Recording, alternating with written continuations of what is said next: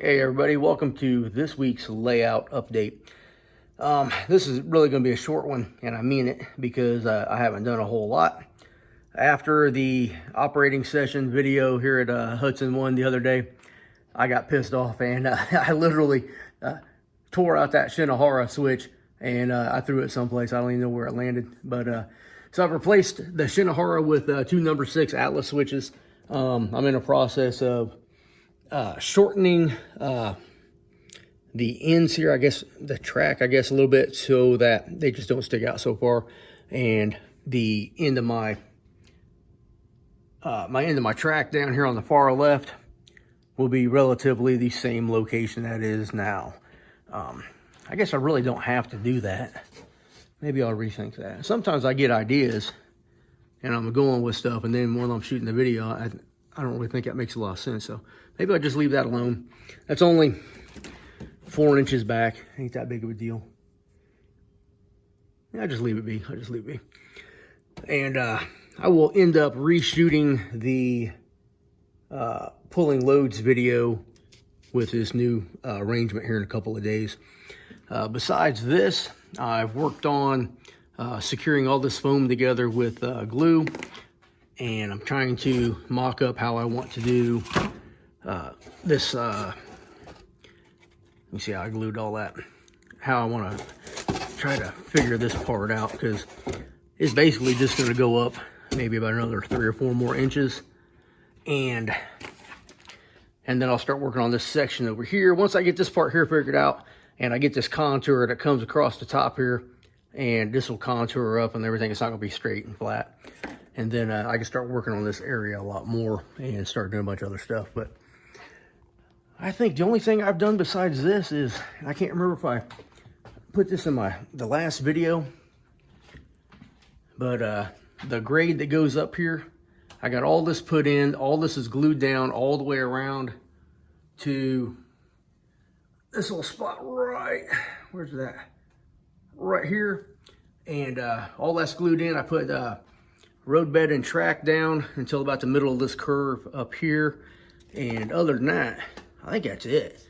I did test pulling a train up it, and it pulled it, but I mean, really wasn't that big of a deal. I just really pulling it up out of the way. And just about everything I did during the week with these power drops, I ended up desoldering, unsoldering them, and just shoving them back up through the table so that I can redo all this stuff. So really not a lot going on with this.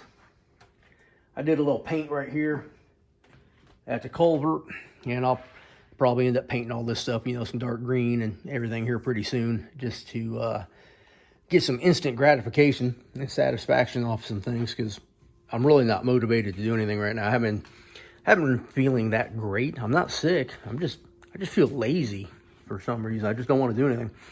And the weather's been real crappy, and it's been real cold and rainy out here, and I just haven't felt like doing anything, I guess, productive in the train room, I guess. But a couple of things have been taking place behind the scenes. On some of the more modern Virginian and Ohio cars, they changed the colors from, like on the Herald, from white to blue, and you can't find those. Nobody makes them. So I've decided that I have to make my own decals. And that's one thing that I've been working on this week is I'm working with a software called Inkscape. And it's not... Oh, that's the more modern one. Oh, I thought I had one with the blue Herald, but I guess not. And I've been working with it, and I'm trying to figure stuff out, and I'm getting there. It's slow process because I haven't used this this software before and everything, but it's not difficult. I just gotta figure out where everything is. There's like a million freaking little buttons and little things to click on to get to the point that I can copy and start typing in text and things like that. I thought it was going to be a little simpler than this, but not quite. But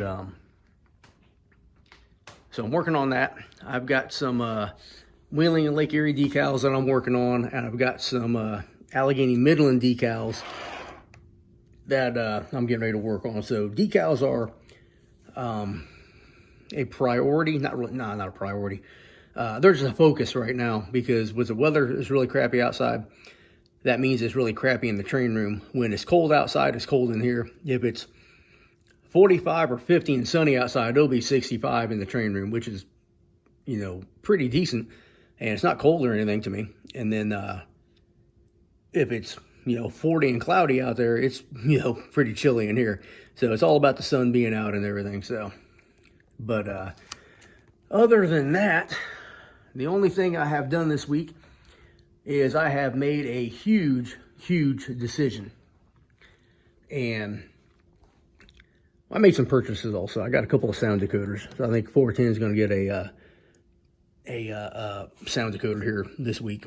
But the biggest decision that I've made is the location and the railroad that I'll be modeling. So I got the Pennsylvania main line, and that's not going anywhere. I am a Pennsy fan, always have been, but the second railroad on my layout was going to be the Virginian, and I had to rewrite a whole lot of history, and my Virginian became part of the Appalachian lines and all this other stuff, and it just wasn't really working with the concept that I was creating in my head. So what I'm officially announcing today is that everything that was previously the Virginia main line is now the Allegheny Midland Wheeling Division main line up in the Dillonvale, Ohio to West Virginia Panhandle to Pennsylvania section. That way there, my Pennsylvania Railroad St. Louis line is still there, and it makes sense.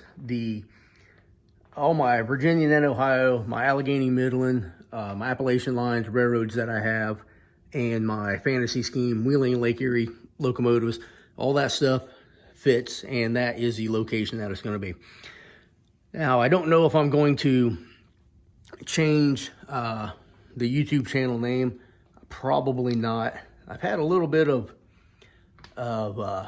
feedback that I didn't ask for, that that basically I was being told, hey, if I go in and type a search, or go into the search bar and look for HO scale model trains, everything comes up but your channel.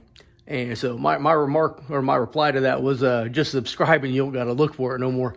And I thought it was pretty funny, but I did consider changing the name, so it's still a possibility, but don't expect it.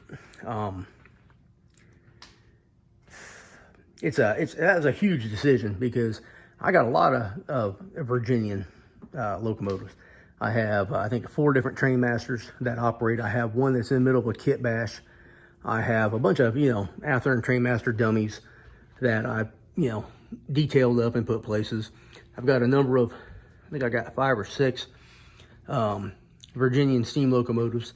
So, I mean, that's what, 10, 12, 11, something like that locomotives. And I don't know if I'm going to get rid of any of them at this point, but I do know that I have a Clinchfield Challenger over here, and I've decided it's going to get gone. It's a Broad Bay Limited. It's pretty nice. I also have a Athearn Genesis, I think it's right there at the Silver Boiler, Northern Pacific Challenger that I've always liked, that the Northern Pacific Z8. I mean, that's a beefy looking engine. And if you go look at some actual photos of it, I mean, it's pretty cool looking. But it's going to get gone too. So these two will probably be on eBay in the next week or two. And I'm going to have to start really looking hard at what other locomotives that I have that I don't need. Now, I am definitely going to stay within the 1946 to the 1966 range. That allows me to keep all of my transition era freight cars. And for like 63 and above, I only need to have, maybe 20 or 30 of those era freight cars. So if you look at some of these older videos and stuff on YouTube, you'd have an 86-foot boxcar, auto parts boxcar with a 40-foot boxcar right behind it. So I can still run all the stuff that I have with some newer stuff just put the newer stuff at the head end, and I think it'll look just fine. And I don't think there'll be any issues whatsoever. But you see, I got a hell of a mess going on here. I started working on a couple of projects, and then, you know, I got lazy the other night, and I just didn't want to do anything. But Whistle Stop Models, they sent me this tower a couple weeks ago. I worked on it the other day. I'll do a video on this probably Thursday. It'll come out. I'm going to start painting this. And I got it all cleaned up, and I'll talk about that a little bit. And then got some DCC projects, you know, some decoders and motherboards here to go in. I got to fix the 205 here. It's got something wrong with the rear truck here on the left side, and it's derailing constantly because it doesn't want to move or something.